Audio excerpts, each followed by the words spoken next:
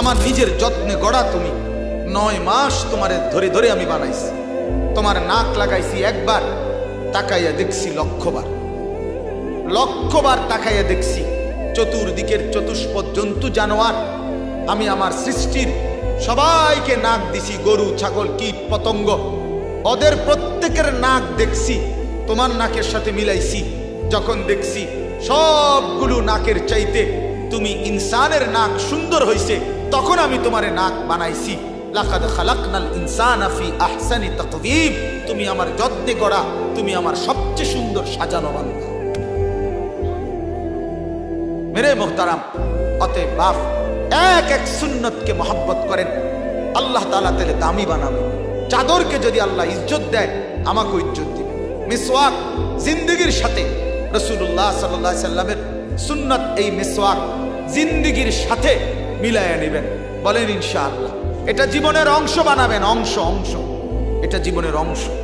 আল্লাহ নবী সাল্লাল্লাহু আলাইহি সাল্লাম বলেন, যতবার জিবরিল হযরতে জিবরাইল আমার কাছে আসছে, ততবার যাওয়ার সময় বলছে, ইয়া রাসূলুল্লাহ, আপনি মিসওয়াক করবেন, মিসওয়াক করবেন, মিসওয়াক করবেন, মিসওয়াক করবেন। নবী বলে, এত বেশি বলছে মিসওয়াকের কথা জিবরাইল, আমার মনে হচ্ছিল মিসওয়াক করতে করতে আমি আমার মাড়ি সুদ্ধা খুলে ফেলবো, ছিঁড়ে ফেলবো। যেই নবীকে আল্লাহ ফেরেশতা জিবরাইল এতবার বললেন, এতবার বললেন। কিতাবের মধ্যে আছে, কোরআনুল কারীম নাজিল করছে জিবরাইল 24,000 বার। কয় হাজার বার ওয়াহি নাজিল করছে? তাহলে মিসওয়াকের কথা বলছে কয়বার? 24,000 বার মিয়া, প্রত্যেকবারে বলছে। তাহলে প্রতিবারে যদি বলে থাকে, সেই মিসওয়াক আপনার প্রিয় হলো না কেন? বলেন, সেই মিসওয়াককে ভালোবাসতে পারলেন না কেন? আমারে বলেন কেন? মিসওয়াক দ্বারা দাঁত পরিষ্কার হয় না? কথা বলেন না কেন? তাইলে মিসওয়াক দ্বারা পরিচ্ছন্নতা অর্জন হয় না? তাইলে এজন্য নিয়ত করেন ইনশাআল্লাহ মিসওয়াক করবেন। বলেন ইনশাআল্লাহ, সবাই ভালোভাবে বলেন ইনশাআল্লাহ। মিসওয়াক আমি আমার জীবনে, আমারে যদি কেউ বলে, আমি সবসময় বলি, আমার আমল নামাও যদি চেক করে হাসরের মাঠে, যে আমি আনিসুর রহমান জীবনে সবচেয়ে বেশি কি কিনছি, আমি জীবনে এটা স্পষ্ট আমার আমল নামাতে উঠবে ইনশাআল্লাহ, যে আমার জীবনে আমি মিসওয়াক বেশি কিনছি।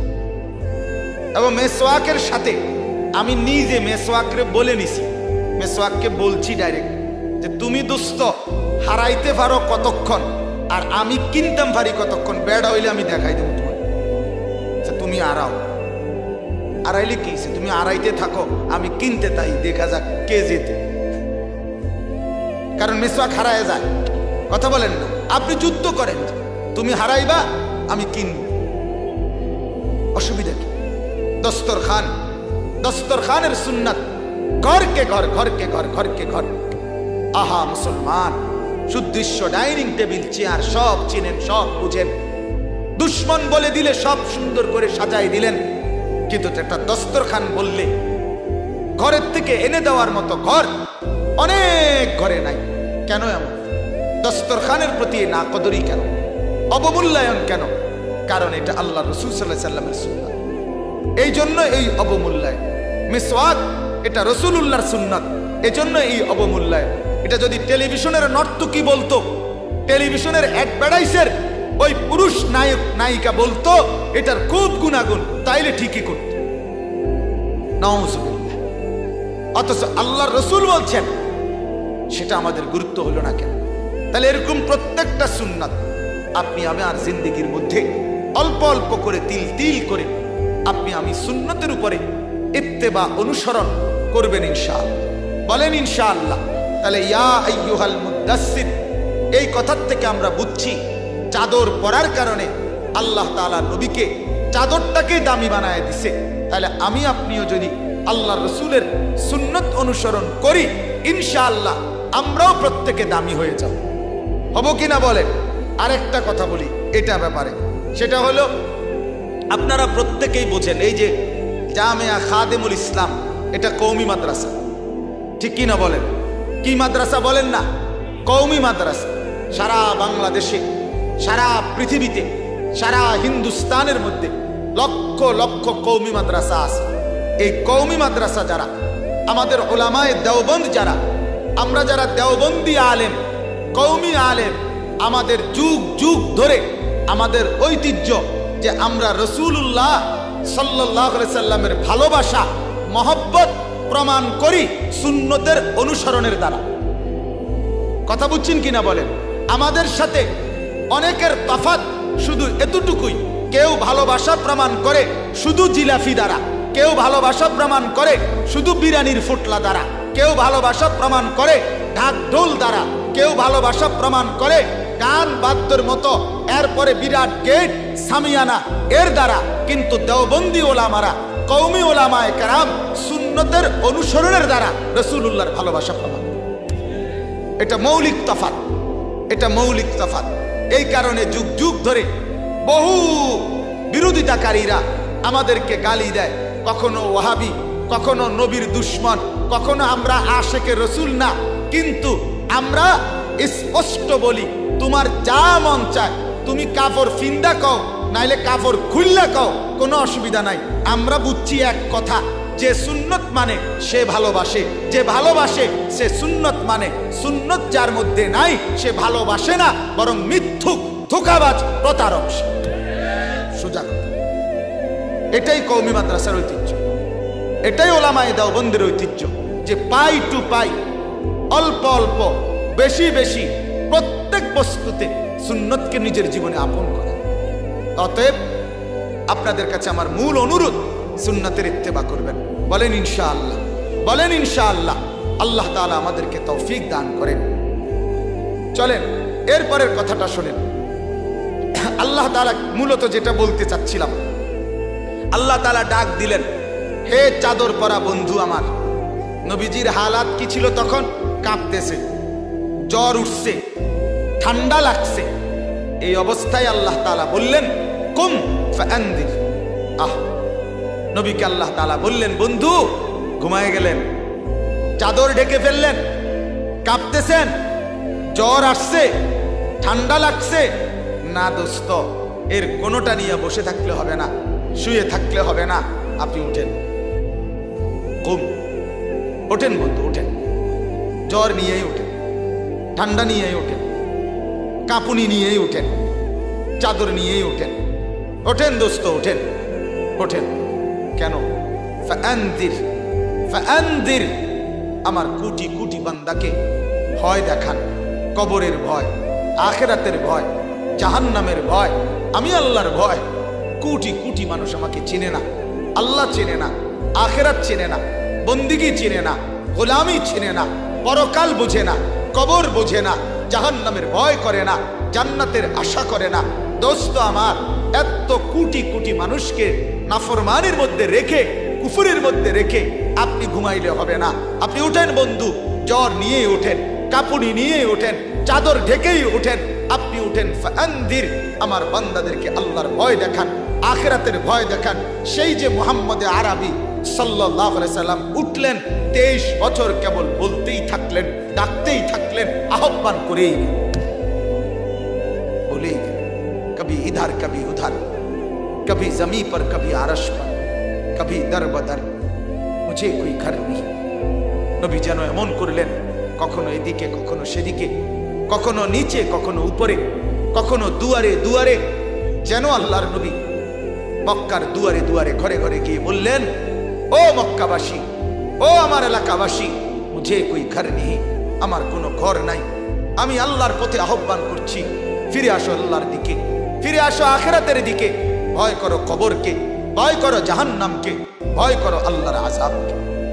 সেই যে বলে গেলেন আল্লাহর নবী, 23 বছর জিম্মাদারি দিয়ে গেলেন সাহাবায়ে কেরামকে, সাহাবায়ে কেরাম জিম্মাদারি দিয়ে গেলেন পরবর্তীদেরকে। সেই পরবর্তী দিকে ধীরে ধীরে আজকে পর্যন্ত উলামায়ে কেরাম সেই মহান জিম্মাদারি কাঁধে নিয়ে উম্মতের দুয়ারে দুয়ারে আল্লাহর কথা, আখিরাতের কথাই ফিরি করছে। ঠিক কিনা বলেন না? অতএব আমার বাপ, এখান থেকে আমি এবার আপনাদেরকে যে কথা বুঝাইতে চাই, কুম ফাআনদির। আল্লাহ বলে, বন্ধু প্রত্যেক অবস্থায় বিশ্রাম নিলে হবে না, ক্লান্ত হলে হবে না, বিরক্ত হলে হবে না, শুয়ে গেলে হবে না। দোস্ত উঠেন, আল্লাহর পথে ভয় দেখান, আখিরাতের পথে ভয় দেখান, কবরের ভয় দেখান, জাহান্নামের ভয় দেখান। আমার বাপ এই কথার দ্বারা সেই যে নবীকে আল্লাহ দায়িত্ব দিয়েছেন, ঠিক সাথে সাথে আল্লাহ তাআলা একই জিম্মাদারি আমাদেরকেও দিয়েছেন। আল্লাহ তাআলা আমাদেরকেও বলছেন উখরিজাত লিন-নাস, উম্মতে মুহাম্মদী, আমি আল্লাহ তোমাদেরকে মানুষের জন্যই বানিয়েছি। চারটা শব্দ মনে রাখবেন। আল্লাহ নবীকে বলছে ওমা আরসালনাকা ইল্লা কাফাতাল লিন-নাস, নবী আপনাকে রাসূল বানিয়েছি কাফাতাল লিন-নাস, সমস্ত মানুষের জন্য। এক, কোরআনকে আল্লাহ বলছে হুদাল লিন-নাস, সমস্ত মানুষের জন্য হেদায়েত। কাবা ঘরকে আল্লাহ বলছে হুদিয়া লিন-নাস, সমস্ত মানুষের জন্য হেদায়েতের মার্কাজ। আমাকেও আল্লাহ বলছে উখরিজাত লিন-নাস, সমস্ত মানুষের জন্য তোমাকে বের করেছি। আল্লাহ যেন বলছে আনিস, আমার বন্ধুকে আমি সব মানুষের জন্য বানাইছি, আমার কোরআন আমি সব মানুষের জন্য দিয়েছি, আমার কাবা সব মানুষের জন্য দিয়েছি, আখেরি বন্ধুর উম্মত তোমাকেও আমি সমস্ত মানুষের জন্য বানাইছি। উখরিজাত লিন-নাস, নবী আমার কাফাতাল লিন-নাস, কোরআন আমার হুদাল লিন-নাস, কাবা আমার হুদিয়া লিন-নাস, আমি উখরিজাত লিন-নাস। একই শব্দ, লিন-নাস, মানুষের জন্য, মানুষের জন্য। এজন্য দোস্ত, এই দ্বিতীয় আয়াত থেকে বক্তব্য এটা, আল্লাহর নবী সাল্লাল্লাহু আলাইহি সাল্লাম বিশ্রাম করে নাই। 23 বছর দিবা নিশি বলেই গেছে, ডেকেই গেছে। আমরা কিতাবে পড়ছি, তারিখে ইবনে খাল্লিকান কিতাবের মধ্যে আছে আল্লাহর নবী সাল্লাল্লাহু আলাইহি সাল্লাম 4000 বার, 4000 বার শুধু আবু জেহেলকে কালেমার দাওয়াত দিয়েছে। 1000 না 4000 আবু জেহেলকে দাওয়াত দিয়েছে। বারবার বলছে, বারবার ধাক্কা দিছে, গলা ধাক্কা দিছে, উটের পচা নাড়ি ভুড়ি পিঠে চাপায় দিছে, তায়েফের পাথর দিয়ে পিঠ চাল্লির মতো ছিদ্র করে ফেলছে, রক্তের বন্যা বহায় দিছে, দান শহীদ করছে, পেটে পাথর বান্ধাইছে। বিনিময়ে সরদারে দু আলম একদিন 1 ঘন্টার জন্য আল্লাহর দ্বীনের দাওয়াত, মানুষকে আল্লাহর দিকে ফিরানোর মেহনত ছাড়েন নাই। আজ মুসলমান, আমার শায়েখ চোখের পানি ফেলে একটু আগে দোয়া করলেন, আপনারা আপনাদের প্রজন্মকে, আপনারা মনে কষ্ট নিয়েন না বাপ, সিলেট আমাদের একেবারে আপন, বিশ্বাস করেন আমরা এটা বলি এখন। আমার শায়েখ আমাদের ঘর থেকেও হাসাহাসি করে, মজাক করে যে সিলেটে কি, তা শুধু সিলেটে কি, আমি শুক্রবার রাতে আসছি, এখানে এখনো আসি, এটাই ঘর, এখানেই রাত, এখানেই দিন, এখানেই ঘুরছি। তো আমার শায়েখ তো প্রত্যেক মাসের 3য় শুক্রবার রাতে আসে, এক সপ্তাহ নিয়মিত প্রতি মাসে থাকে। আপনার শাহপরান আমাদের মাদ্রাসা আছে, আপনারা শুনছেন, শায়েখ দামাত বারাকাতুহু ওই মাদ্রাসার মোহতামিম, কল্লগ্রাম, শাহপরান, প্রতি মাসের 3য় শনিবার ওখানে ইসলাহি মাহফিল হয়। আলহামদুলিল্লাহ, এখন গত 2 মাস যাবত মহিলাদের জন্য বয়ান চালু হয়েছে, বলেন আলহামদুলিল্লাহ। সকাল 10টা-11টার থেকে মহিলাদের জন্য জোহর পর্যন্ত বয়ান হয়। তো আমার বলার উদ্দেশ্য হলো, আমরা আপনাদেরকে হৃদয় দিয়ে ভালোবাসি, মহব্বত করি, আল্লাহর জন্যই ভালোবাসি। এই ভালোবাসার দাবিতে আমরা শুধু এই কথাটাই বুঝাইতে চাই, আপনারা আপনাদের জেনারেশন, আপনারা আপনাদের প্রজন্মের জন্য শুধুই কেবল ইউরোপের স্বপ্ন না দেখে আল্লাহর দ্বীন, কোরআন ও সুন্নাহ, আখিরাতের ফিকির, এটা কলিজার মধ্যে বসাবেন কিভাবে? আল্লাহর দোহাই, এই ফিকির আপনি পুরাপুরি করেন, এটা পুরাপুরি করেন। ফাআনদির, স্ত্রীকে জাহান্নামের ভয় দেখান, ছেলেকে জাহান্নামের ভয় দেখান, মেয়েকে জাহান্নামের ভয় দেখান, আখিরাতের ভয় দেখান। এটা বড় জিম্মাদারি। আজ সবাই মিলে যদি প্রত্যেকে শুধু নিজের দুনিয়ার উপার্জন নিয়ে ভাবেন, আখিরাত ভাববেন কখন? পরকাল ভাববেন কখন? সন্তান আদিকে যদি শুধুই কেবল উপার্জনমুখী করে ছেড়ে দেন, এরপরে তার ঈমান, আমল, আখিরাত, পরকালের ফিকির করবে কি? ঘরকে ঘর, ফজরের নামাজ পড়ে না, ঘরকে ঘর, শত শত মুসলমানের যুবক যুবতী, ছেলে মেয়ে মাসের পর মাস, দিনের পর দিন ফজরের নামাজ পড়ে না। আপনি বলেন এই উপার্জনের কি অর্থ আছে? এই ইউরোপ, এই লন্ডন, এই ইটালি, এই বাংলাদেশে এই সিলেট এর কি অর্থ আছে? কি অর্থ আছে বলেন আমার, কি অর্থ আছে? আজ থেকে প্রথম যেদিন আমি এই গোলাপগঞ্জ এখানে আমি মাহফিলে প্রথম যেদিন বয়ান করছিলাম, সেদিন আমার মনে আছে আমি এখানে বসে বলছিলাম যে ফজরের নামাজ পড়ছি মসজিদে, একজন মুসল্লি দেখি নাই, একজন। আমি এখানে বলছিলাম, আমার মনে আছে। আল্লামা মাহফুজুল হক দামাত বারাকাতুহু হুজুর আসছিলেন এক জায়গায়, ফজরের নামাজ পড়ছি মহল্লার, একজন মুসল্লি নাই। জাতির পতন, জাতির বরবাদি, আমাদের বরবাদি কোথায় নিয়ে গেছে? আমরা শুধুই দুনিয়ামুখী, আমরা শুধুই দুনিয়ামুখী, শুধুই টাকা, শুধুই বাড়ি, শুধুই গাড়ি, শুধুই সম্পদ, শুধুই নগদ মুনাফা, শুধুই নগদ অর্থ। আমার বাপ আল্লাহর ভয় দেখাবে কে? আখেরাতের ফিকির করবে কে?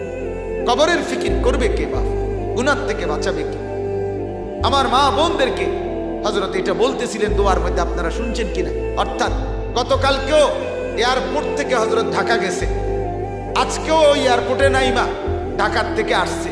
এটাই বুঝাইছে যে আমি নামছিও গেছিও, কালকে দুইবারই দেখছি যে এই ইউরোপমুখী সন্তান, সবার কথা বলি না, সবাই নষ্ট হয়ে গেলে সূর্য উঠতো না, চাঁদ উঠতো না, কিন্তু আকসারের কথা বলতে চাইছে, এটাই বলতে চাইছে যে ছেলে ছেলে ফুটফুটে ছেলেদেরকে চলাফেরা, চেহারার রং দেখলে বোঝা যায় না ঈমান ইসলামের কোন চিহ্ন নমুনা আছে। তাহলে এর পরিণতি কোথায় গিয়ে থামবে? এর ভবিষ্যৎ কোথায় গিয়ে থামবে? কুম ফাআনজির। এজন্য ওঠেন, এজন্য দাঁড়ান, ফিকির করেন। আপনি একজনই ফিকির করেন, একজনই যদি ভাবেন আমি আমার দেশকে বাঁচাবো, আমার জাতিকে বাঁচাবো, আমি আমার ঘরকে বাঁচাবো জাহান্নাম থেকে, আখেরাতের থেকে, পরকাল থেকে, কবরের আযাব থেকে। এটা রাসূলুল্লাহর মিশন। প্রথম দিন আল্লাহ তাআলা নবীকে বলছে ফাআনদির, আপনি ভয় দেখান, আপনি ভয় দেখান বন্ধু, আল্লাহর ভয়, আখেরাতের ভয় দেখান। এজন্য সন্তান, পরিবার, নিজের পরিমণ্ডলের প্রথম জিম্মাদারি, আপনার আমার জিন্দেগির প্রথম ডিউটি, আমি এবং আমার চতুর্পাশের যারা, তাদেরকে আল্লাহর ভয়, আখেরাতের ভয় দেখানো। যেই মেহনত রাসূল করেছেন সেই মেহনত আমার, ঠিক কিনা বলেন না? সেই দায়িত্ব আমারও। আমার আপন মা থাকতে, বাপ থাকতে, আমি প্রতিদিন বলি মা বাইচা আছে, বাবা বাইচা আছে, অথচ ছেলে মেয়ে নামাজ পড়ে না, একই ঘরে ঘুমায়, একই জায়গা। যে কেমনে মাইনে নেওয়া যায়? কেমনে মেনে নেওয়া যায় বলেন? এরা কি মা, এরা কি বাপ? এদের রাত কাটে কেমনে? এদের চোখে ঘুম আসে কেমন? আমার বড় ভাই একবার ক্লাস 7-এ পড়ার সময় মাদ্রাসায়, প্রথম জীবন সরকারি মাদ্রাসায় পড়তো, তো বন্ধুদের পাল্লায় পড়ে 1.5 মাস আমার বড় ভাই পড়ালেখা বন্ধ করে দিছিল। আমার মা বলছে যে বাবা আমি 1.5 মাস লাগাতার সারা রাত চোখের পানি ফেলে কাঁদছি, মালিকের কাছে বলছি মাওলা আমার প্রথম সন্তান যদি বরবাদ হয়ে যায় তা আমার পুরা ফ্যামিলি বরবাদ হয়ে যাবে। কাজে আল্লাহ তাআলা 1.5 মাস পরে আমার সন্তান নিজেই আইসা বলছে মা আমি আর গ্রামের মাদ্রাসায় পড়বো না, আমি দূরে পড়বো, লক্ষ্মীপুর, নোয়াখালী, টুমচর মাদ্রাসা। সেই মাদ্রাসা, যে মাদ্রাসায় আমার শায়েখও পড়ছেন, আমিও পড়ছি, আমার বড় ভাইও পড়ছেন, সেই মাদ্রাসা। এই যে গেছে 9 বছর পড়ালেখা করে পরে আলহামদুলিল্লাহ যোগ্য আলেমে দ্বীন হয়েছে। তো মার কথা ছিল বাপ আমি ঘুমাই নাই, ঘুমাই। আপনারা অনেকে শুনছেন ইমাম বুখারী রাহমাতুল্লাহ আলাইহি, ইমাম বুখারী আল্লাহর কোরআনের পরে সর্বশ্রেষ্ঠ হাদিসের কিতাব বুখারী শরীফ, ওই কিতাবের যিনি লেখক ইমাম বুখারী, ছোট্টবেলায় 7-8 বছর বয়সে উনি অন্ধ হয়ে গেছিলেন, চোখে দেখতেছিলেন না। ওনার মা একটানা 2.5 মাস চাইতে বেশি ওনার আম্মা সারা রাত সেজদায় পড়ে কাঁদছেন আর আল্লাহকে বলছেন মাওলা আমার স্বামী নাই। ইমাম বুখারীর বাবা ছিল না, আমার স্বামী মারা গেছে, আমার একটাই আদরের ধন, আমি নিয়ত করছি তারে আলেম বানাবো, নিয়ত করছি তারে হাদিস শিখাবো। আপনি আমার ছেলের চোখ নিয়ে গেলেন মাওলা, আমি কোরআন শিখাবো কেমনে, হাদিস শিখাবো কেমনে? আপনি আমার সঙ্গী বা কামিনা দুনিয়া, দুনিয়ার প্রয়োজন ভুলে যেও না। 2 নম্বরে নবীজি বলছেন তালাবু কাসবিল হালালে ফরিদাতুন বাদাল ফরিদা। নবী বলছে উম্মত, আগে নামাজ তারপরে উপার্জন, আগে রোজা তারপরে উপার্জন, আগে হজ তারপরে কামাই রোজগারি, আগে যাকাত তারপরে কামাই রোজগারি। অর্থাৎ মৌলিক ফরজ ইবাদত পালন করার পর উপার্জনের চেষ্টা করা, সেটা আরেকটা ফরজ, কিন্তু ওইটা আদায়ের পর, ওইটা আদায়ের আগে আখেরাত, আগে ইবাদত, আগে বন্দিগি, আগে হালাল, এরপরে আমার দুনিয়া কামাই করা। এটা যদি আমরা মিলায় নেই, শেখুল হাদিস হযরত মাওলানা জাকারিয়া রাহমাতুল্লাহ আলাইহি ফাজাইলে আমালের মধ্যে লিখছেন যে কমপক্ষে একজন মুমিন দুনিয়া আর আখিরাতের মেহনত যদি অর্ধেক অর্ধেকও না করে তাহলে সে মুমিন না। কেন কয়? দুনিয়ার প্রত্যাশার সর্বোচ্চ আল্লাহ বলছে এতটুকু যে রব্বানা আতিনা ফিদ দুনিয়া হাসানা ওয়া ফিল আখিরাতি হাসানা। এখানে অর্ধেক অর্ধেক করে দিছে আল্লাহ। অর্থাৎ তুমি বলো যে আল্লাহ আমাকে দুনিয়া যা উত্তম তা দেন, আখিরাতে যা উত্তম তাই দেন, তাহলে সমান সমান দুনিয়া যা চাইবা আখিরাত তাই চাইবা, আখিরাত যা চাইবা দুনিয়া তাই চাইবা। তাহলে কমপক্ষে অর্ধেক অর্ধেকের বেশি, এর থেকে নিচে নামানো যাবে না আখিরাতকে। উচিত তো আখিরাতের বেশি ফিকির করা। এদ্রু যদি না পারো তাইলে সমান সমান বানাও, সমান সমান। বলেন তাহলে আমাদের দুনিয়ার ফিকির আর আখিরাতের ফিকির সমান সমান? কথা বলেন না, সমান সমান। আখিরাত নিচে নামাই দিছি আমরা।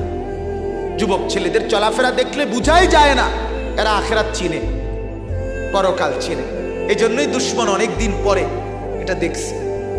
দুশ্মন আজকে 5-7 বছর দেখে নিছে আগে যে মুসলমানের যুবক, মুসলমানের কিশোর, মুসলমানের তরুণ তার পুরা জীবন মোবাইল, ফেসবুক, ইউটিউব এটার উপরে জিন্দেগি উৎসর্গ করে দিছে। রাত কাটে, দিন কাটে, সকাল কাটে, দুপুর কাটে, হাসে কান্দে, জামা প্যান্ট, চলা ফেরা, চুল মোস সব কিছু ওই ফেসবুকের আব্বা যেটা বলে ওইটা, ওই ফেসবুকে যেটা বলে এটা। সারা দিন সারা রাত এই বড় মোবাইল দেখে দেখে। এটা কি রোগ? আমার মনে হয় ডায়াবেটিস, গ্যাস্ট্রিকের চাইতে জঘন্য রোগ। যেখানে দাঁড়াবে কুত্তা হোক শুয়োর হোক লগে এটার লগে ছবি উঠে। এটা কি? ছাগল কি এরকম ছাগল হয়নি? মানুষ পাগল কি এরকম পাগল হয়নি? যেখানে যায় ছেলে পেলের এটা একটা মাতলামি নেশা হয়ে গেছে। ছবি উঠে, শুধু ছবি, শুধু ছবি, শুধু ছবি, শুধু ছবি, শুধু ছবি। মানে দূরের থেকে হোক, বাঁকা করে হোক, চুরি করে হোক, মাটির তলে দিয়ে হোক, এটা উঠাই বই যায়। তার বাফেরে এটা দেখাইব, তার ফেসবুক বাফেরে। এটাই রাত, এটাই দিন। সারা রাত উলঙ্গ ছবি দেখে, সারা রাত নর্তকীর ছবি দেখে, সিনা ব্যভিচারের দৃশ্য দেখে। মা পাশের রুমে ঘুমায়, বাবা পাশের রুমে ঘুমায়, লেফ কম্বলের নিচে উলঙ্গ ছবি দেখে। তখন দুশ্মন যখন দেখছে যে মোটামুটি প্রজন্ম গুনার মধ্যে ডুবে গেছে, এই জন্য বুঝছে প্রজন্ম তো এই জেনারেশন কোরআন থেকে দূরে সরে গেছে, এই জন্য একবারে পাঠ্যপুস্তকের মধ্যে, বইয়ের মধ্যে লেখা দিছে তুই আর মানুষ না, তুই বান্দর।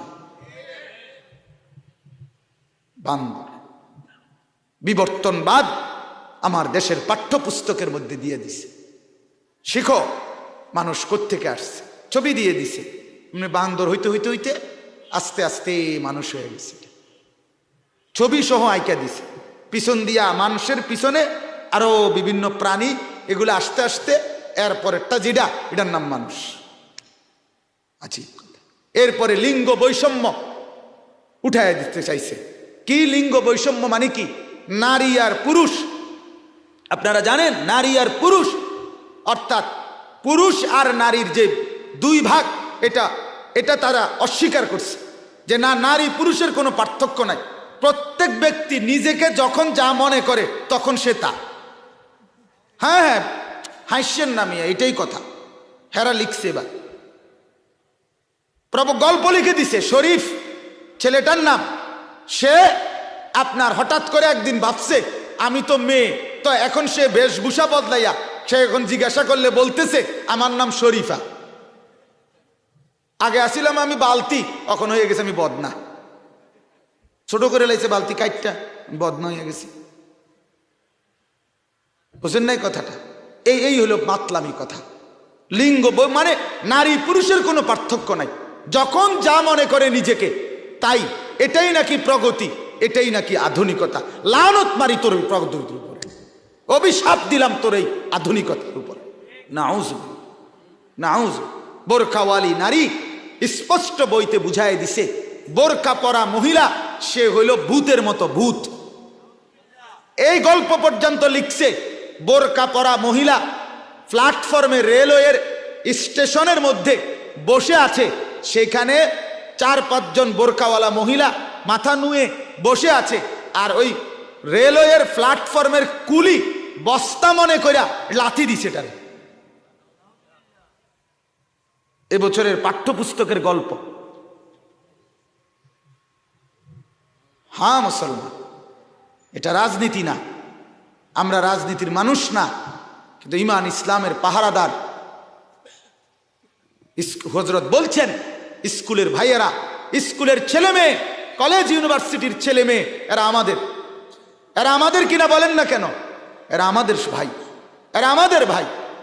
অতএব দয়া করে ফাআনজির, প্রত্যেকেই নিজকে, নিজের স্ত্রীকে, নিজের ছেলেকে, নিজের মেয়েকে, নিজের পরিবারকে আখিরাতের ভয় দেখান, কবরের ভয় দেখান, জাহান্নামের ভয় দেখান, ঈমান শিখান, ইসলাম শিখান। একটা বাচ্চাকেও কোরআন থেকে বঞ্চিত করবেন না। বলেন ইনশাআল্লাহ, বলেন ইনশাআল্লাহ। একজনকেও না, একজনকে। আমি সবসময় বলি, 3টা ছেলের মধ্যে একটা মাদ্রাসায় দেন, 4টা মেয়ের মধ্যে একটা মেয়ে হলেও মাদ্রাসায় দেন। এই কথা বলা না জায়েজ, না জায়েজ, না জায়েজ। আমি বললাম, এটা আমার ফতুয়া, এটা বলার কোনো সুযোগ নাই। মুসলমান এ কথা বলার কোনো অনুমতি নাই। নবী বলছেন, আলা কুল্লি মুসলিম, প্রত্যেক মুসলমানের উপরে দ্বীনি ইলম শিক্ষা করা ফরজ। আপনি 7 জন থেকে 1 জন, এই সিদ্ধান্ত দেবার অধিকার কে দিল? কথা বলেন না কেন? মুসলমানের বাচ্চা 3 জন, যদি কারো ছেলে হয়, দ্বীন শিখবে 1 জন, কোরআন শিখবে 1 জন। কেন? 4 জন মেয়ের মধ্যে কোরআন শিখবে 1 জন না? কেন? কেন? ছেলেকে আপনার যতজন কোরআন শিখবে ততজন, মেয়ে যতজন কোরআন শিখবে কতজন? তাহলে 3 জনে কয়জন? 3 জন। 4 জনে কয়জন? 4 জন। যতজন ততজন, দিন শিখবে ততজন, আল্লাহর কোরআন শিখবে প্রত্যেকেই। আহা বাপ, 7 বছরের বাচ্চাটাকে বঞ্চিত করলো যে বাপ, 6 বছরের ছেলে মেয়েকে বঞ্চিত করলো কোরআন থেকে, হাসরের ময়দানে ওই ছেলে যখন শুনবে জাহান্নামের ঘোষণা, তখন সে আল্লাহকে বলবে, রব্বুল আলামিন, আমার মা বাপকে বলেন 7 বছর বয়সে আমি কি অন্যায় করেছি যে জন্য আমাকে কোরআন পড়ায় নাই। আপনি বলতে বলেন, মা বাপ কোনো জবাব দিতে পারবে না। আল্লাহ তখন বলবে, এখন কি করবা? তো ওই সন্তান বলবে, মাওলা, এই মা বাবার ঘাড়ে, কাঁধের উপরে পাও দিয়া ফাড়াইয়া এরপরে আমি জাহান্নামে যাব। গোটা মাঠের সামনে আজ হাসরের ময়দানে আমি বেজ্জতি করবো তারারে, এরপরে যাব। নাউযুবিল্লাহ, নাজআলহুমা তাহতা আকদামিনা, পায়ের নিচে ফেলে অপদস্থ করবে। অতএব বাপ, দয়া করে এটা রহম করেন, একজন সন্তানকেও কোরআন থেকে বঞ্চিত করবেন না। বলেন ইনশাআল্লাহ, বলেন ইনশাআল্লাহ। যারা বিয়ে করেন নাই তারাও কন ইনশাআল্লাহ। এটা একটা মজার ঘটনা আছে। আমার কাছে এক যুবক কিছুদিন আগে বলছিল, হুজুর, আমি আজ থেকে অনেক বছর আগে আপনার এক মাহফিলে ওয়াদা করছিলাম, আল্লাহ তাআলা আমি বিয়ে করছি, সন্তান দিছে, তারে মাদ্রাসায় ভর্তি করাইছি। আলহামদুলিল্লাহ, আলহামদুলিল্লাহ। শেষ কথা আমার, ইয়া আইয়ুহাল মুদ্দাসসির, আল্লাহ বলে, বন্ধু আমার চাদর পড়া, ওঠেন বন্ধু, চাদর খোলেন, শীত ছাড়েন, ঠান্ডা ছাড়েন, কুয়াশা ছাড়েন, কনকনে ঠান্ডা বাদ দেন, কাঁপুনি বন্ধ, জ্বর বন্ধ। আপনি আল্লাহর কথা বলেন, আখিরাতের ফেরি করেন, পরকালের ফেরি করেন। অরব্বাকা ফাকাব্বির, বাকিগুলোর শুধু তর্জমা বলি। আল্লাহ তাআলা বলেন, আপনি কি ভয় দেখাবেন? আপনি ঘুরে ঘুরে বলবেন, হেঁটে হেঁটে বলবেন, দুয়ারে দুয়ারে বলবেন, হাটে মাঠে বলবেন, ঘাটে বাজারে বলবেন, সর্বত্র এক কথা শোনাবেন, অরব্বাকা ফাকাব্বির, আল্লাহ বড়, আল্লাহ বড়, আল্লাহ বড়, আল্লাহ বড়। কে বড়? আল্লাহু আকবার। বলেন আল্লাহু আকবার। বলেন বলেন সবাই আল্লাহু আকবার, আল্লাহু আকবার, আল্লাহু আকবার, আল্লাহ। আমেরিকা বড় না আল্লাহ বড়? ইউরোপ বড় না আল্লাহ বড়? লন্ডন বড় না আল্লাহ বড়? আল্লাহ বড়, আল্লাহ বড়, আল্লাহ বড়, আল্লাহ বড়। দেনেওয়ালা আল্লাহ, পালনেওয়ালা আল্লাহ, সব কিছু করে নেওয়ালা জাত একমাত্র আল্লাহ তাআলা। দাওয়াত ও তাবলীগের সাথীরা সারা পৃথিবী ঘুরে ঘুরে এইটাই সবক দেয়। মূল দাওয়াত ও তাবলীগের মূল সবক মখলুক থেকে নজর ফিরানো, আল্লাহ তাআলার দিকে নজর ফিরানো। আল্লাহ করে, আল্লাহ করে, আল্লাহ করে, আল্লাহ করে, এটাই বল, এটাই বল। এটা যখন দিলে বসে যায় তো গোটা জিন্দেগি সুন্দর হয়ে যায়। অরব্বাকা ফাকাব্বির। 4 নাম্বার আল্লাহ বলেন অসিয়াবাকা ফাতাহহির। প্রথম দিন থেকে আল্লাহ বলছেন, বন্ধু আপনি আপনার দেহ, আপনার শরীর, আপনার ভেতর বাহির সবটা সর্বদাই পরিচ্ছদ আপনি পবিত্র রাখুন। অর্থাৎ আল্লাহ তাআলা বললেন দাওয়াতের কাজ, দ্বীনের কাজ, ঈমান আমলের মেহনত যাই করবেন একজন ঈমানদার হিসাবে সর্বদাই আপনি পবিত্র থাকবেন। কি থাকবেন বলেন না? পবিত্র। অতএব আপনাদেরকেও বলি ভাই, এ নওজোয়ান এই 2, 4, 20 জনও যদি থাকেন, যুবক তোমাদেরকেও বলি ভাইয়া, একজন ঈমানদার অপবিত্র থাকে না, অপবিত্র থাকে না। কোরআনে আছে সূরা মায়েদার মধ্যে আল্লাহ তাআলা বলছে, বান্দা অজু করো, চেহারা ধৌত করো, কনুই পর্যন্ত হাত ধৌত করো, মাথা মাসেহ করো, পাও ধৌত করো। আল্লাহ বলে তুমি যদি এমন অবস্থায় পতিত হও, পানি নাই, কোনোভাবেই পানি পাচ্ছ না, অথচ অপবিত্র হয়ে গেছো, আল্লাহ বলে শোনো, মাটি দিয়ে তায়াম্মুম করো, শুধু মাটির মধ্যে হাত মাইরা চেহারাটা মাসেহ করো, কনুই পর্যন্ত 2টা হাত মাসেহ করো, তারপরেও আমি তোমারে পবিত্র ঘোষণা দেবো। যদি বলি আল্লাহ পানির জন্যই অপেক্ষা করি, ঘুরতে থাকি, আমি আপাতত এমনিই থাকি, আল্লাহ কোরআনে ওই আয়াতে বলছে না না বান্দা তায়াম্মুম করে ফেলো। কেন? আল্লাহ বলে ওয়ালাকিন ইউরিদু লিইউতাহহিরাকুম, আমি না চাই তোমাকে সারাক্ষণ পবিত্র দেখতে। তুমি নাপাক থাকবা, আমি এটা পছন্দ করি না। তুমি অপবিত্র থাকবা, আমি এটা পছন্দ করি না। আমার বন্ধু, অতএব যারা প্রতিদিন যারা পেশাব করে পানি নেয় না, ঢিলা কুলুক ব্যবহার করে না, তুমি কেমন জিন্দেগি নিয়ে চলতেছো ভাই বলেন? একজন ভাই হলো বুঝে নাও ভাই, এটা কি জিন্দেগি ভাই? পেশাবের ফোঁটা নিয়ে নিয়ে প্যান্টের মধ্যে হাঁটতেছো, চলতেছো, এটা কোনো জিন্দেগি ভদ্রতার হইল? 6 মাসের কোলের বাচ্চাও তো, 2 মাসের কোলের বাচ্চাও তো পেশাব করলে চিল্লায়, তার মাকে ডাকে, মা হাফ প্যান্ট বদলায় দাও, আমি নাপাক থাকবো না, নতুন প্যান্ট পরায় দাও। আর তুমি এই প্যান্টের মধ্যে পেশাব নিয়া নিয়া হাঁটো। এইটা পেশাব সহ সে বার্গার খায়, এই পেশাব সহ সে মুরগি খায়, পরোটা খায়, বন খায়, বিস্কুট খায়, চা খায়, লগে তার পেশাবের দুর্গন্ধ।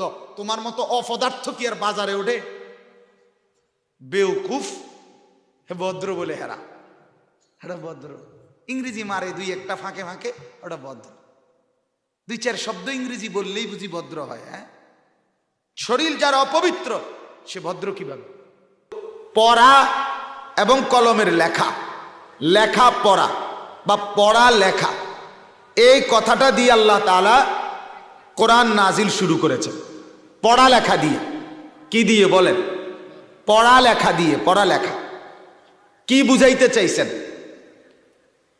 ভারতের বিশ্ববিখ্যাত বুজুর্গ সৈয়দ আবুল হাসান আলী আন-নদভী রাহমাতুল্লাহ আলাই বললেন, উনি বর্ণনা করেছেন আল্লাহ তাআলা পড়া এবং লেখা, ইকরা পড়ুন রবের নামে, এই কথা বলে আল্লাহ তাআলা বলতে চাচ্ছেন, বুঝাইয়ে দিলেন বন্ধু, মোটামুটি লেখাপড়া এরই মধ্যে পৃথিবীতে চলতেছে, পৃথিবীতে আরো সভ্যতা আছে, পৃথিবীতে কিছুটা জ্ঞান চর্চা সর্বত্রই কম বেশি আছে, কিন্তু এর একটাও সৃষ্টিকর্তাকে চিনায় না, আখেরাত চিনায় না, বন্দিগি চিনায় না, রবের সাথে সম্পর্ক করায় না।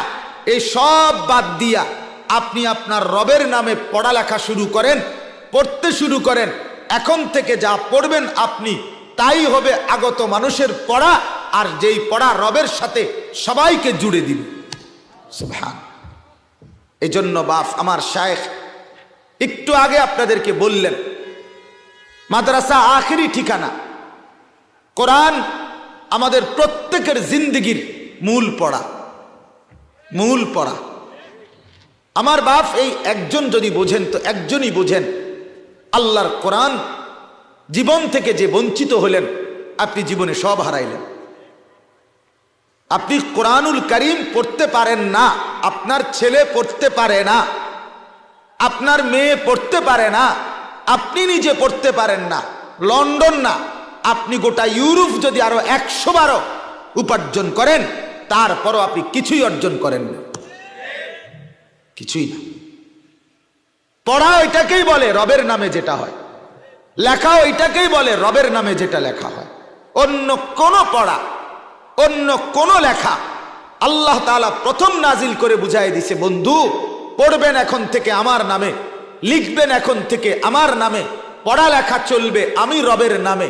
অর্থাৎ আমি রবের নামের পড়া ছাড়া, আমি রবের নামের লেখা ছাড়া আর কোনো পড়া, কোনো লেখা মানবতার মুক্তিও দিতে পারবে না, আখিরাতের সন্ধানও দিতে পারবে না, নিজের বানানে ওয়ালাকেও চিনাবে না।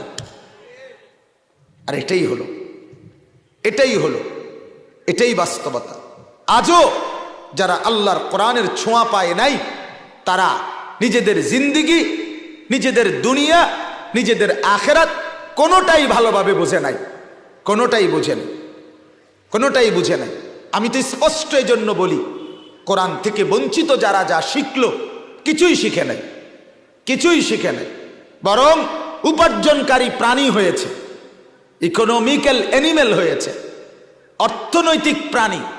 টাকা উপার্জন করার ভদ্রচিত পদ্ধতি শিখছে, এতটুকু হয়েছে। রোজগারের একটু ভদ্রচিত, শার্ট পরবে, প্যান্ট পরবে, স্যুট পরবে, চুল আশ্রয় রাখবে, পাউডার দিবে, দাড়ি ক্লিন শেভ করবে, কথাবার্তা শুদ্ধ বলবে, মাঝে মাঝে 2-4টা ইংরেজি বলবে, প্রত্যেক কথায় প্রতি শব্দের মধ্যে 3-4 বার স্যার বলবে। এই কিছু শিখছে নিয়ম কানুন, কেন? উপার্জন করার জন্য, উপার্জন। কিন্তু নিজের পরিচয়, আত্মপরিচয়, আল্লাহকে পরিচয়, নিজের কর্তব্যের পরিচয়, এর কোনোটাই কোরআন থেকে বঞ্চিত ব্যক্তি কিছুই শিখে না, কিছুই শিখে না। এজন্য স্পষ্ট কথা এটা, এটাই পরিষ্কার কথা যে জীবনে কোরআন নাই, সে উপার্জনকারী প্রাণী হতে পারে কিন্তু সে মানুষ হইতে পারে না। হয় না বাপ, হয়ই না।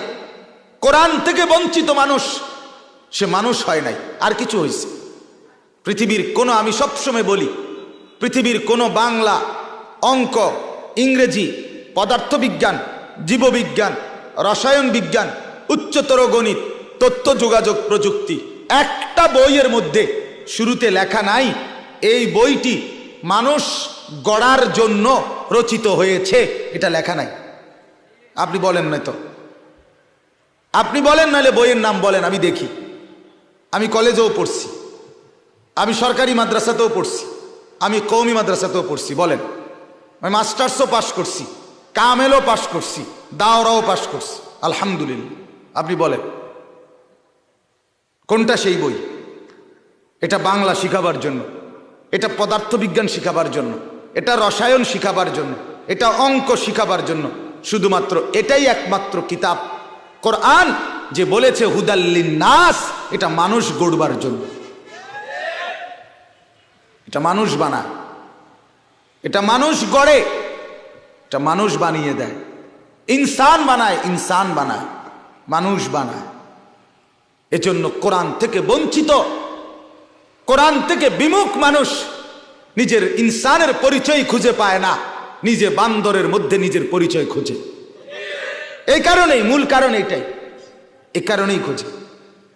কারণ কোরআন থেকে বঞ্চিত হওয়ার কারণে মাহরুম, আত্মপরিচয় ভুলে গেছে, নিজেকেই আর চিনে না, নিজেকেই বুঝতে পারে নাই। শেষ পর্যন্ত নিজের পরিচয় খুঁজছে, হয়তো পুরা আফ্রিকার জঙ্গলে খুঁজছিল তার পরিচয়, আমি কার থেকে আসছি। একবার হয়তো বাঘ দেখছে, একবার ভাল্লুকের দিকে দেখছে, একবার হনুমানের দিকে দেখছে, একবার রাক্ষস খক্ষসের দিকে দেখছে, একবার খরগোশের দিকে দেখছে। বিভিন্ন প্রাণীর মধ্যে দেখা শেষ পর্যন্ত কিছুটা মিল পাইছে বান্দরের সাথে। বলছে হ্যাঁ আমি তার থেকে আসছি, তার থেকে আসছি। তখন ওই বান্দরও নিশ্চয়ই হাসি দিয়া বলছে হ্যাঁ তুমি আমার থেকে আসছো, মূলত আমি তোমার একদিন লাথি দিয়া জঙ্গল থেকে পাঠাই দিছিলাম মানুষের এলাকায়, যা বান্দর তুই ওইদিকে যা। এই জন্য আল্লাহ তাআলা বললেন বন্ধু আমার নামে পড়েন, আমার নামে লিখেন। আমার নামে যদি পড়া হয় সে পড়া মানুষ গড়ে দিবে, আমার নামে যদি লেখা হয় সেই লেখা মানুষ গড়ে দিবে। এজন্য আলহামদুলিল্লাহ মাদ্রাসার কোরআন ও সুন্নাহর পড়া মানুষ বানায় দেয়। উপার্জন কম হোক সমস্যা নাই, কিন্তু মানুষ গড়ে ওঠে, মানুষ গড়ে ওঠে। আল্লাহ তাআলা বুঝার তৌফিক দান করেন। তো আমি বলতেছিলাম মূল বক্তব্য আমার এই আয়াত। তো আল্লাহ তাআলা যখন এই প্রথম 5টি আয়াত নাজিল করলেন, ইকরা বিস্মি রব্বিক, এরপরে এখানে কিন্তু বললাম যে এখানে কোনো কাউকে কিছু বলার কথা বলে নাই, কাউকে ডাকার কথা আল্লাহর দিকে, আখিরাতের দিকে, পরকালের দিকে, জান্নাতের দিকে, জাহান্নামের ভয় কিছুই বলে নাই। আল্লাহ নবী সাল্লাল্লাহু আলাইহি ওয়াসাল্লাম এই 5টা আয়াত নাজিল হওয়ার পর অপেক্ষা করতেছিলেন যে এরপরে আমার আল্লাহ আমাকে কি বলে। জিব্রাইলের অপেক্ষা করছেন, ওহী আর আসতেছে না। 2 মাস, 4 মাস, 6 মাস ওহী আর নাজিল হচ্ছে না, জিব্রাইলও আসে না, পরবর্তী কোনো নির্দেশনাও আসতেছে না। তাফসীরের মধ্যে আছে আল্লাহ নবী সাল্লাল্লাহু আলাইহি ওয়াসাল্লাম ভীষণ মর্মাহত ছিলেন, ভীষণ পেরেশানিতে ছিলেন। হায় আমার মনিব, আর কিছু বলছেন না কেন? হায় আমার কাছে ওই জিবরিল যিনি আসছিলেন সে আসছে না কেন? তো অপেক্ষা করতেছেন, অস্থিরতা, পেরেশানি। আল্লাহ নবী সাল্লাল্লাহু আলাইহি ওয়াসাল্লাম হাঁটেন, চলেন, আর মনে মনে সারাক্ষণ ভাবেন সে আসে না কেন, আল্লাহ নতুন বিধান দিচ্ছে না কেন। এই রকম অবস্থায় 2, 4, 6 মাস পরে একদিন আল্লাহ নবী সাল্লাল্লাহু আলাইহি ওয়াসাল্লাম এই রকম মনের টেনশন নিয়ে, অস্থিরতা নিয়ে, পেরেশানি ভাব নিয়ে হাঁটতেছিলেন। ঠিক এই টাইমে শুনতে পেলেন উপর থেকে কেউ যেন ডাক দিয়েছে, ইয়া মুহাম্মদ, হে মুহাম্মদ। আল্লাহ নবী সাল্লাল্লাহু আলাইহি ওয়াসাল্লাম চেহারা মোবারক উপরের দিকে তুললেন, দেখতে পেলেন আসমান এবং জমিনের মাঝামাঝি জায়গায় হযরতে জিবরিল আলাইহিস সালাম তার 600 ডানা বিশিষ্ট যেই মূল আকৃতি, ওই মূল চেহারা নিয়ে একটি চেয়ারের মধ্যে বসা আছে। আল্লাহ নবী সাল্লাল্লাহু আলাইহি ওয়াসাল্লাম এটা দেখলেন, আর ওই জিবরিল আলাইহিস সালাম নবীকে বললেন আপনি ঘাবড়াবেন না, অচিরেই অল্প সময়ের ভিতরে আল্লাহ তাআলা আপনার কর্তব্য, করণীয়, আপনার কর্মপন্থা, আপনি কি করবেন, কি বলবেন, সবকিছু কিছুক্ষণের মধ্যে, অল্প সময়ের মধ্যে আল্লাহ তাআলা আপনার কাছে পাঠাবেন, নাজিল করবেন, আপনি ঘাবড়াবেন না। একথা বলে অদৃশ্য হয়ে গেলেন। আল্লাহ নবী সাল্লাল্লাহু আলাইহি সাল্লাম প্রথমবারের মতো, মানে প্রথমবার ওই 5টা আয়াত যখন নাজিল হয়েছিল তখনও আল্লাহ নবী সাল্লাল্লাহু আলাইহি সাল্লাম, জিবরিল প্রথম আসছে এবং আল্লাহ নবীকে জড়িয়ে ধরে খুব চাপ দিছে। এই প্রথমবারে নবীজি সাল্লাল্লাহু আলাইহি সাল্লাম ভীষণ কাঁপছিলেন। এই দ্বিতীয়বারেও এই জিবরিলকে এভাবে দেখে, তার কথা শুনে, তার মূল আকৃতিওয়ালা চেহারা দেখে আল্লাহ নবী সাল্লাল্লাহু আলাইহি সাল্লাম পুনরায় কাঁপতে শুরু করছে এবং ঠান্ডা লেগে গেছে, জ্বরের মতো উঠে গেছে। আল্লাহ নবী দ্রুত ঘরে ফিরে এসে কাঁপতে কাঁপতে এই ঠান্ডা জ্বরের অনুভূতি নিয়ে আম্মাজান খাদিজা রাদিয়াল্লাহু তাআলা আনহা, ওনার স্ত্রী, ওনাকে বললেন জাম্মিলুনি, ওই আগের মতো আমাকে চাদর দিয়ে ঢেকে দাও, আমাকে চাদর লাগায় দাও। হযরত খাদিজা রাদিয়াল্লাহু তাআলা আনহা চাদর দিয়ে আল্লাহ নবী সাল্লাল্লাহু আলাইহি সাল্লামের দেহ মোবারক ঢেকে দিলেন। নবী সাল্লাল্লাহু আলাইহি সাল্লাম চাদরের ভেতরে কাঁপতেছেন, ঠান্ডা লেগে গেছে, জ্বর আসছে, কম্পমান শীত লাগতেছে। ঠিক এই সময় এই দ্বিতীয়বারের মতো আল্লাহ তাআলা জিবরাইলকে কোরআনুল কারীমের এই সূরা মুদ্দাসসিরের আয়াতগুলো নিয়ে পাঠাইলেন, নাজিল করলেন। এই হলো এই আয়াতগুলো নাজিলের প্রেক্ষাপট, শানে নুজুল বললাম। কখন পাঠাইলেন? তাহলে কি বোঝা গেল? এই সূরার এই আয়াতগুলো কোরআনুল কারীমের দ্বিতীয় নাজিলকৃত সূরা। কথা বুঝছেন কিনা বলে? প্রথম আসছিল ওই 5 আয়াত, এরপর আমার চাদর গাও দেওয়া। আল্লাহ তাআলা যেন বললেন, দোস্ত আমার যে আপনাকে ডাক দিতে হবে, এখন আমি তো আপনাকে এখন ডাক দেব। এখন আপনাকে ডাক দিতে গিয়ে আপনার গায়ে তো চাদর উপরে ঢাকা, এখন চাদর বাদ দিয়ে শুধু আপনাকে ডাক দেই, এটা কেমন হয়? চাদরকে বঞ্চিত করি কিভাবে? আপনার গায়ে যে চাদর লাগছে, আমার কাছে তো এই চাদরও মহব্বতের হয়ে গেছে। সুবহান। এজন্য আল্লাহ তাআলা বললেন, দোস্ত চলেন আপনাকে ডাক দিতে তো চাই, আপনার চাদরকেও বঞ্চিত করি না। বন্ধু, আপনার গায়ে যে চাদর লাগে, আমি মাওলার কাছে সেই চাদরও প্রিয় হয়। আপনার দেহে লাগা চাদর আমার ভালোবাসার বস্তু হয়ে যায়। এই জন্য আমি আল্লাহ ওই চাদর সহ, চাদরকেই কোরআন বানিয়ে দিলাম, চাদর সহই আপনাকে ডাক দিলাম, ইয়া আইয়ুহাল মুদ্দাসসির, ও চাদর পরা বন্ধু আমার, চাদর পরা নবী আমার। কি বুঝলেন এখান থেকে? এই প্রথম আয়াত থেকে এটা বুঝলাম। তাফসীরের মধ্যে লিখছে, কোন ইমানদার যদি কল্পনা করে, ভাবে, শুধু অতটুকু অনুভূতি করে যে আল্লাহ নবী সাল্লাল্লাহু আলাইহি সাল্লামের গায়ে একটি চাদর লাগার কারণে আল্লাহ তাআলা সেই চাদরটাকেই দাম দিছেন, ইজ্জত দিছেন, কোরআনের আয়াত বানিয়ে অনন্তকালের জন্য চাদরটাকে কোরআন বানায় দিছেন, সম্মানিত করছেন।